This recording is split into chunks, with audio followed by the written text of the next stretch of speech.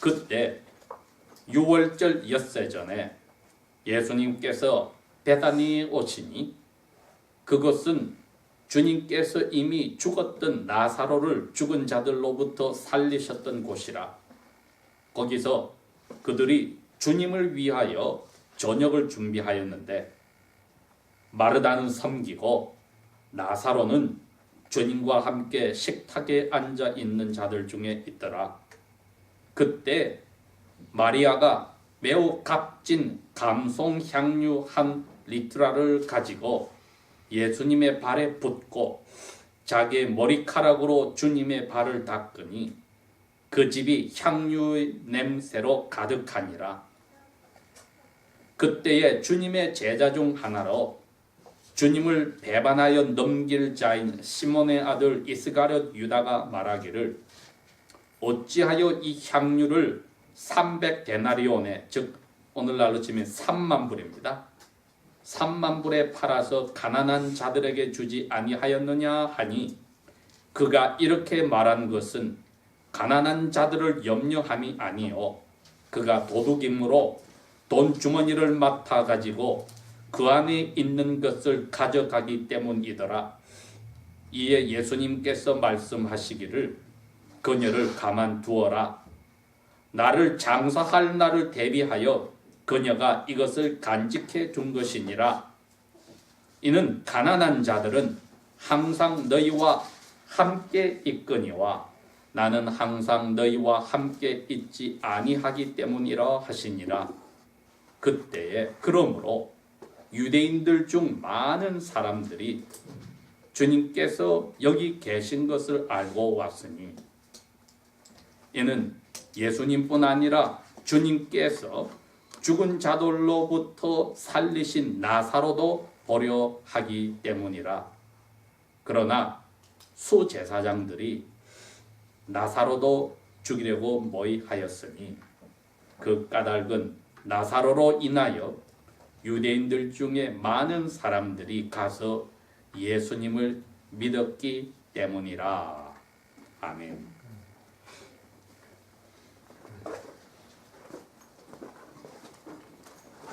오늘 저희들이 읽은 이 말씀 속에서 1월 달부터 읽고 생각하여 왔던 예수님의 제자의 길에서 11번째 제자의 삶의 모습을 봅니다.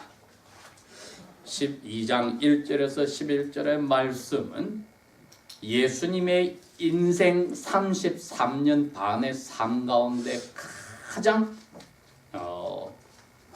강력하게 자기의 삶을 열정과 열성과 온몸과 정성과 마음을 다하여 바친 기간입니다.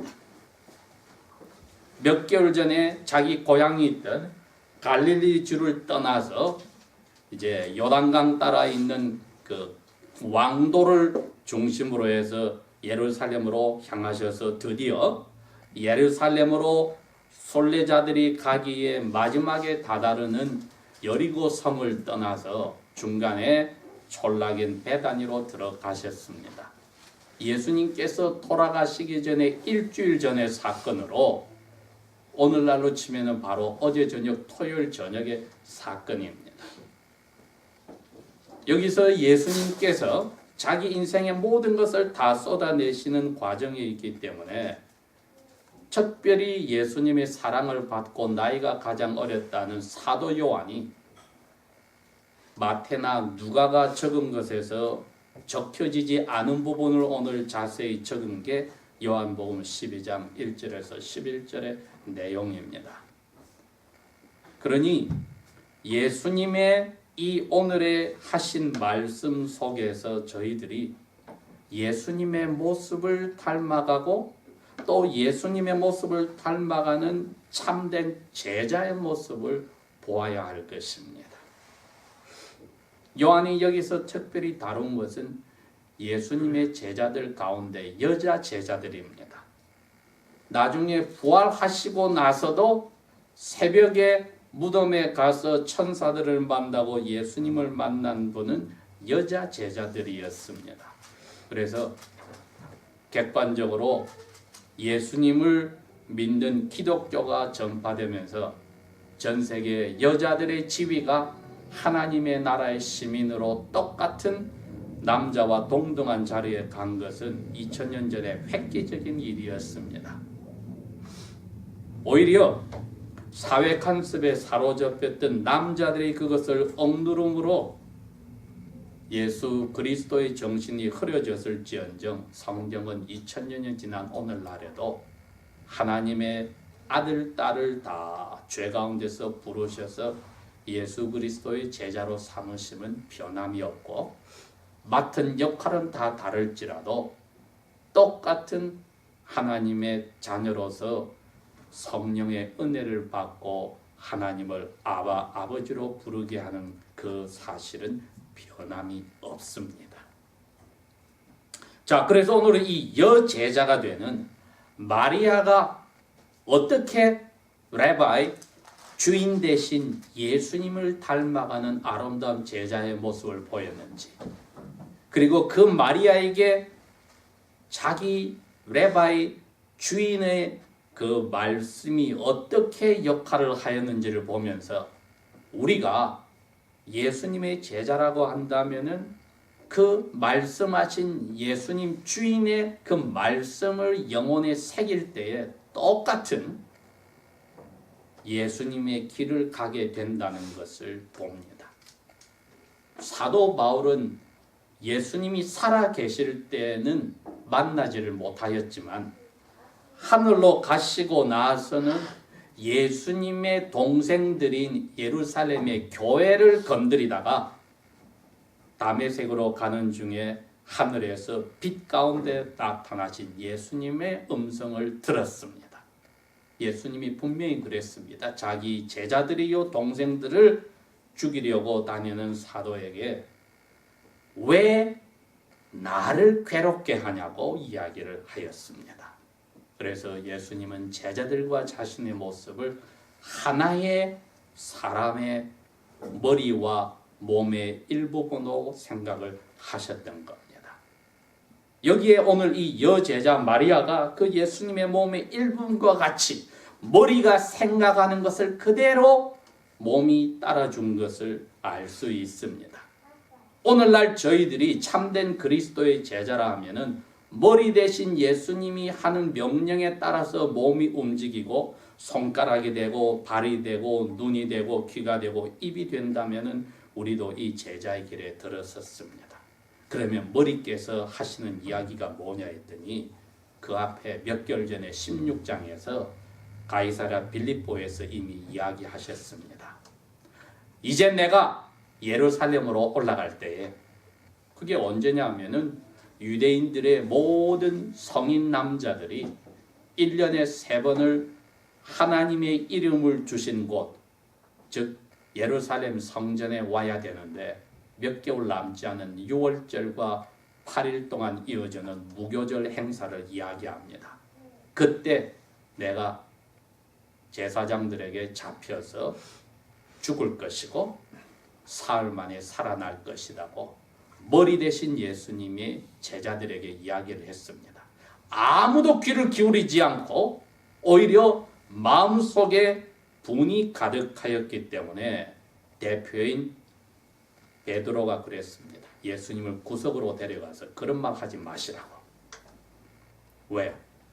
무언가 3년 이상 예수님을 따라다녀서 제자의 길을 걸어왔기 때문에 이제 뭔가 자기들도 예수님의 제자로서 이익을 보는 자리에 가야 되는데, 예루살렘에 가서 크게 예수님이 지금까지 하셨던 기적들만 보여준다면, 왜 죽은 사람도 여러 번 살렸기 때문에 제자들 자기들도 예수님에게 투자하였던 미천을 다 건지고 더 위대한 대접을 받고 싶습니다. 그런데 예수님은 죽어야 되겠다. 그러니 도저히 제자들은 예수님의 말씀을 받아들일 수가 없는 겁니다. 마치 머리가 이야기를 하는데 손과 발이 말을 듣지 않는 것과 같습니다. 예수님이 그랬기에 베드로에게 사탄아 내 뒤로 물러가라고 이야기를 했습니다.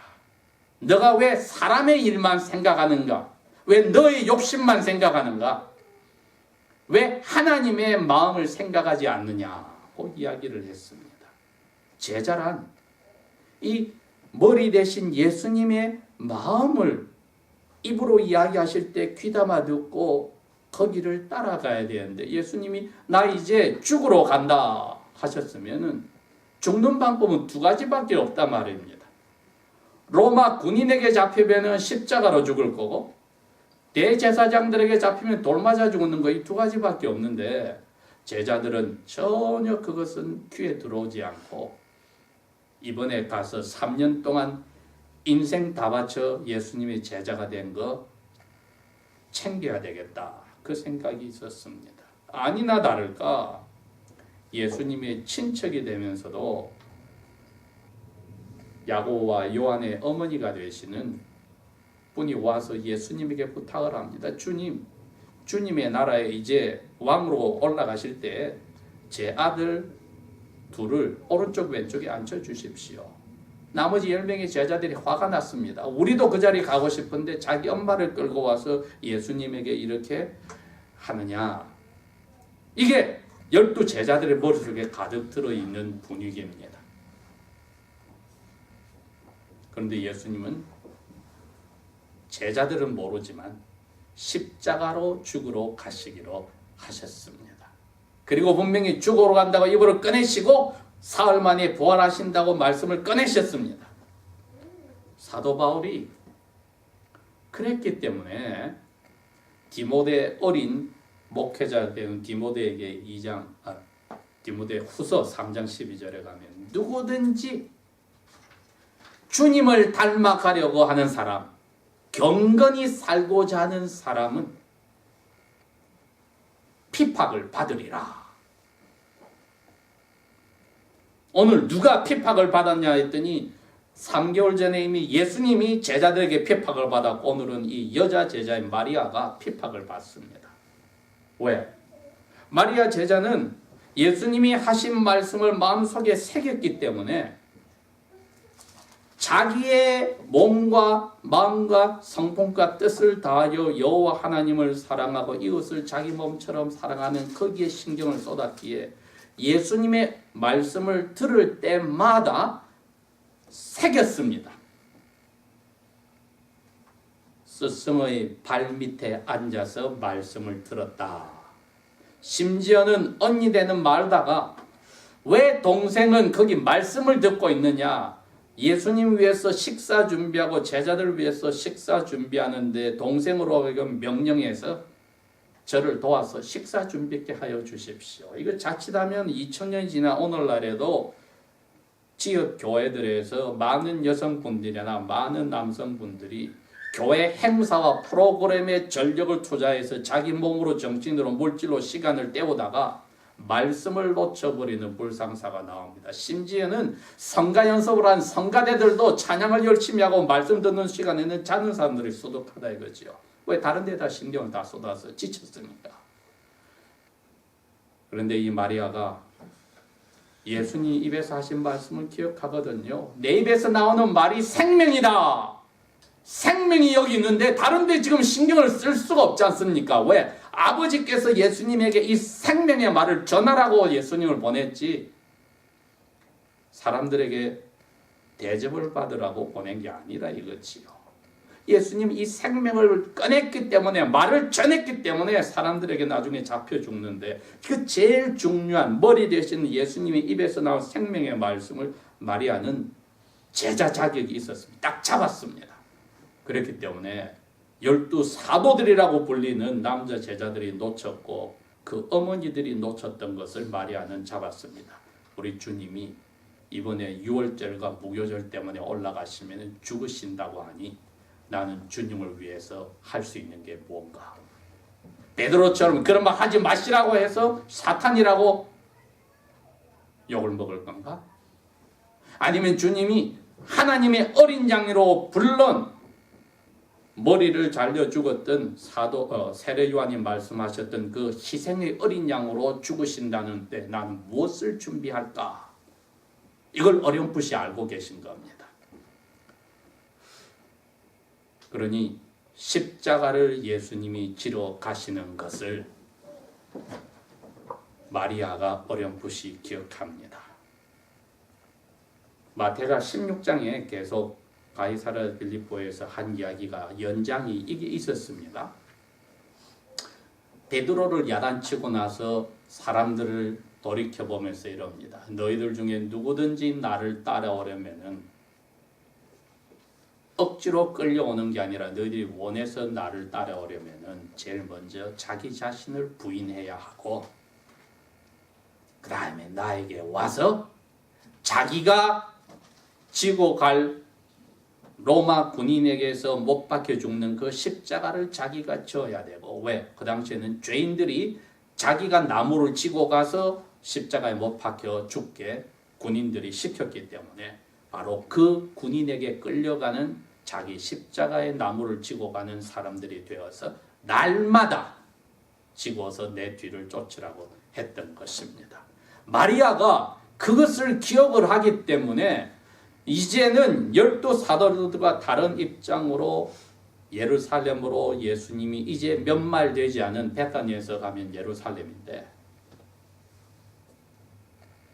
내가 주님의 길을 따라가는데 할 수 있는 게 무엇인가 결정하니 돌아가셨을 때 깨끗하게 몸을 씻기고 시체에 세마포를 싸기 전에 하는 것이 향유이니까 준비한 향유를 주님께 갖다 바쳐야 되겠다. 우리가 알다시피 이 가격이 노동자가 하루 일해서 300일을 꼬박해서 버는 돈이다. 100불로 계산해도 오늘날은 3만 불짜리 향유입니다. 근데 이건 플래스크로 만들어져서 향유를 담아서 봉을 해버리면 한번 떼면은 입구를 부러뜨려서 썩고 나면은 쓸모가 없어집니다. 죽은 나사로를 살려서 나사로도 기념하고 예수님을 존중하려고 저녁 식사를 베풀었을 때 마리아는 아니나 다를까 마르다는 또 열심히 예수님 음식 준비한데 마리아는 예수님 뒤에서 머리에서부터 발까지 그걸 따서 부어버렸다.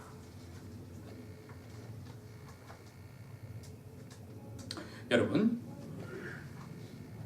오늘 이 말씀의 제일 중요한 결론이 여기에 있습니다. 누가 속으로든 입으로든 마리아에게 야단을 쳤느냐 하면은 자기가 돈을 벌어서 잘 살아보려고 미천을 챙기려는 가룟 유다부터 시작했습니다. 그러나 마태도 마가에도 있듯이 다른 제자들도 똑같이 속으로 분하게 여겼다고 했습니다. 이거 웬 낭비냐?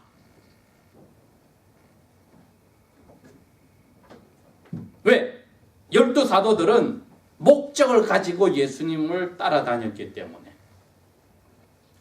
스승 되신 예수님은 아버지의 명령에 따라서 제자의 학교를 열었는데 자기처럼 다 십자가를 지고 아버지의 뜻에 따라 하나님 나라의 백성으로 죽게 하려고 훈련을 시켰는데 12사도들은 예수님을 이용해 먹다고 예수를 믿었던 겁니다. 물론 나이가 어리니까 이해는 됩니다. 우리가 이제는 알다시피 성전세를 받아야 되는 나이가 20살부터 이상이니까 이때 예수님과 베드로만 성전세를 내었으니 나머지 11 제자들은 다 20살보다 어린 젊은 청년들이지만 그 가지고 있는 야망이 자기의 인생을 몇 년이든 10몇 년을 투자해서 건져야 되겠다고 하는 것이 머리 대신 예수님이 십자가를 지고 죽겠다는 것은 안 따라가겠다. 그러면 제자 자격은 상실하는 겁니다. 스승을 모든 면에 닮아가서 스승의 모습을 그대로 자기 삶에 나타낸 것이 제자의 길인데 제일 중요한 스승의 인생의 목적인 십자가의 죄를 대신 지불하려고 돌아가셨다는 거 안 따라가겠다면은 마리아 빼고는 전부 다 불합격입니다. 사실이 그렇게 됐습니다. 그래서 마리아는 죽으러 가시는 스승님을 위해서 할 수 있는 것이 자기의 가진 모든 것을 잃어버린, 사도들에게 욕을 먹고 사도들에게 화를 당하고 자기도 물질적으로 모든 것을 바치고 사람들에게 오해를 받고 손가락질 받고 어리석다고 욕먹는 모습, 이게 누구든지 나를 따라오려면 자기를 부인하고 나에게 와서 로마 군인들이 주는 나무 십자가를 지고 내 뒤를 따라서 죽으러 가는 것이다. 이게 제자의 길의 시작입니다. 이거 안 되면 제자로 학교에 입학이 안 되는데 마리아만이 그 제자로 길에 합격을 한 겁니다. 즉 예수 믿어서 잘돼 보겠다는 것을 이 마리아만 하지 않고 손해보고 욕먹고 나는 인생을 망쳐도 좋다. 십자가 지는 제자의 삶. 그랬기에 마가복음 14장에서나 마태복음 26장에 예수님이 그럽니다. 그 사도들에게 가만둬! 마리아를 가만둬! 이 여인이 마리아가 한 일은 이 세상에 나에 관한 복음이 전파되는 어디든지 가든지 이건 따라다닐 거야. 12사도들이 어떻게 죽었는지 기록된 것은 배반자는 목매달아서 죽고 나머지 11명은 어떻게 죽었는지 성경에 안 밝혀놨습니다. 전설들이 어디 가서 목 잘려 죽었다, 어디 가서 십자가에 죽었다, 어디 가서 불타 죽었다, 어디 가서 거꾸로 날려 죽었다 하지만은 제자에 합격한 마리아만은 지금까지 삶이 어떠했는지 복음의 일부분으로 누구도 기념비를 세우고 박물관을 세우고 할 필요 없이 주님의 입으로 인정받는 자리에 갔습니다. 왜?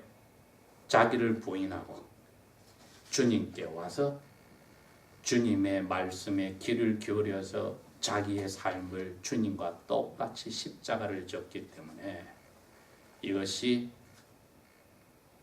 예수 믿고 부자 되세요가 아니라 십자가를 지고 죽으러 예수님 뒤따라 갑시다 하는 복음의 핵심으로 제자의 길이었습니다. 그리고 주님에게 극찬을 받았습니다. 그리고 지금도 기념비적인 존재로서 복음의 일부분도 우리에게까지 주님의 칭찬이 들려옵니다. 누구든지 주님을 닮아가려는 경건하게 살려는 자는 핍박을 받으리라. 기도하겠습니다.